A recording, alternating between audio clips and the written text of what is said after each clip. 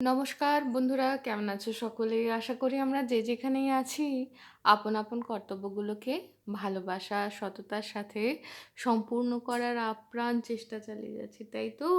তো এসো, আজ সোমবার সুকুমারে তোমাদের জন্য উম, নিয়ে এসেছি সূর্যের কথা পর্ব 1। এই লেখাটি বা প্রবন্ধটি কিন্তু সুকুমার রায়ের লেখা, অনেকগুলো বছর আগে লেখা। তাই হয়তো আজ বিজ্ঞানের পরিভাষায় সূর্যের সম্বন্ধে আমরা অনেক বেশি জানি। তো সেই কথাটুকু মনে রেখেই আমরা এই প্রবন্ধটা পড়ব।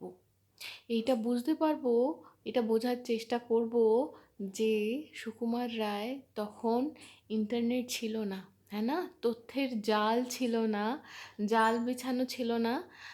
তবুও তার যে জ্ঞানের প্রতি যে অগাধ উৎসাহ, যে ভালোবাসা, তাতেই তিনি কত কিছু জেনেছেন। তো সেই সময় গ্রন্থাগারগুলি ছিল এক একটা জ্ঞানের সমুদ্র, আজও কিন্তু তাই আছে।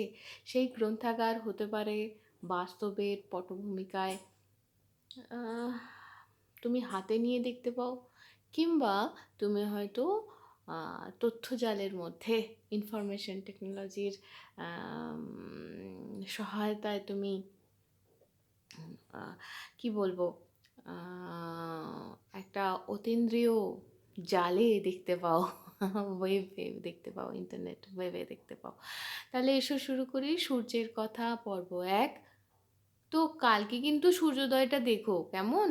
হুম, শুরু করি। সূর্যটা একটা গোল আগুনের পিণ্ড, এ কথা আমরা সকলেই জানি। গোল, সেটা চোখেই দেখতে পারি।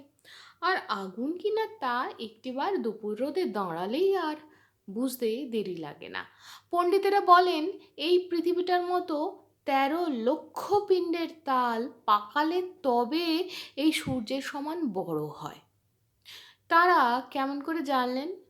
যারা জরিপ করেন তারা জানেন খুব দূরের জিনিসকে নানা রকমে পরখ করে এমন হিসাব পাওয়া যায় যা থেকে চট করে বলা যায় যে জিনিসটা কতখানি দূরে। এই কৌশলটি পণ্ডিতেরা সূর্যের উপর খাটিয়েছেন।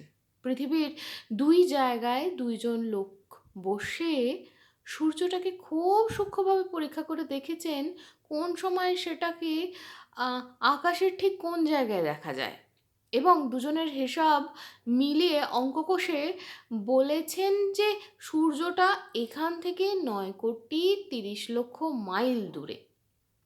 সে যে কত দূর তা আমাদের কল্পনাতেই আসে না। একটা ইঞ্জিন যদি ঘন্টায় 60 মাইল করে ক্রমাগত ছুটে আজ থেকে সূর্যের দিকে রওনা হয়, সে 177 বছর পরে, মানে 2093 খ্রিস্টাব্দে সূর্যে গিয়ে পৌঁছাবে। পণ্ডিতেরা এই সকল মাপ নিয়ে বলেছেন যে ওই সূর্যের পাশে পৃথিবীটাকে বসালে সেটা দেখাবে যেন একটি তরমুজের পাশে একটি মসুরের ডাল। সূর্যটা কিসের তৈরি? সূর্যের আলো পরীক্ষা করে পণ্ডিতেরা বলেন যে পৃথিবীটা যা দিয়ে তৈরি সূর্যটাও ঠিক তাই দিয়েই তৈরি। তবে সেই সব মাল মশলা জমে এখানে যেমন জল, মাটি, পাথর হয়েছে, সেখানে তা হবার জো নেই। কারণ সেখানকার সর্বনেশে গরমে সব জিনিস সত্য সত্যই আগুন হয়ে ওঠে। লোহা শুধু গলে যায় তা নয়, ফুটন্ত জলের মতো টকবক করে বাষ্প হয়ে উড়ে যায়। এই ফুটন্ত আগুন আর জ্বলন্ত বাষ্প সূর্যের চারদিক ঘিরে লকলক করতে থাকে। শুধু শুধু চোখে মনে হয় সূর্যটা একটি মোলায়েম গোল জিনিস, তার গায়ে কোথাও আঁচড়ের দাগটি পর্যন্ত নেই। কিন্তু আসলে তা নয়। ভালো দূরবীন দিয়ে দেখলে বোঝা যায় যে তার সমস্ত গা ভরে আগুনের চিকমিক খেলছে, আগুনের সমুদ্রে আগুনের ঢেউ, তার মধ্যে বড় বড় আগুনের টেলা পাগলের মতো ডুবছে আর ভাসছে। তাছাড়া সূর্যের গায়ে প্রায় ছোট বড় ফোঁসকা দেখা যায়।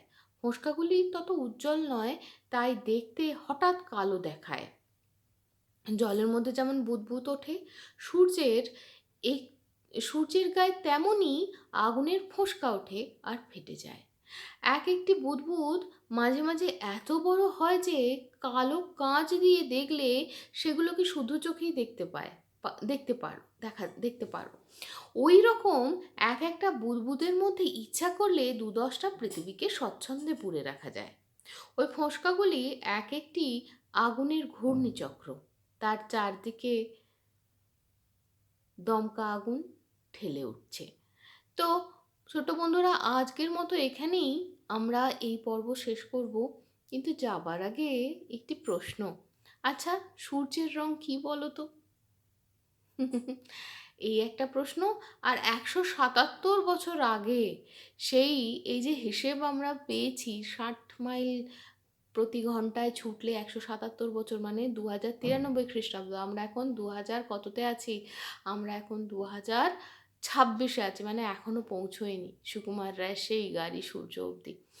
তো তাহলে কত বছর আগে লেখা বলো দেখি? ১৭৭ বছর। এই হিসেব করলে কত দাঁড়ায়?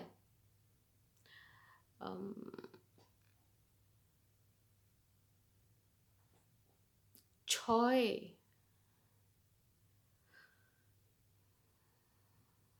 ১৬, মানে ১৯১৬ খ্রিস্টাব্দে এটা লেখা। তাহলে কত বছর আগে? তো একটা প্রশ্ন আমি করলাম তোমাদেরকে, যে সূর্যের রং সত্যি কি? আমরা তো দেখি কীরকম, ভোরবেলা লাল, সূর্যাস্তের সময় আবার লাল, কখনো খুব সুন্দর মিঠে গোলাপি, আবার কখনো কখনো বেশ টকবকে কমলা। আর ভর দুপুরবেলা বাবা যাই রং হোক, সূর্যের দিকে তাকানো যায় না, তাই না? তাহলে তোমরা আমায় জানিও সূর্যের রং আসলে কি, যদি আমরা পৃথিবীর ওপরে উঠে যাই, মহাকাশে চলে যাই। আচ্ছা, মহাকাশ কত দূরে? কতটা উচ্চতায় উঠলে পৃথিবী থেকে তাহলে সেই আমাদের পৃথিবীর আকাশের সীমা থেকে আমরা মহাকাশে চলে যাই? বলো কিন্তু, কেমন? তাহলে আবার শোনা হবে একসাথে। টাটা।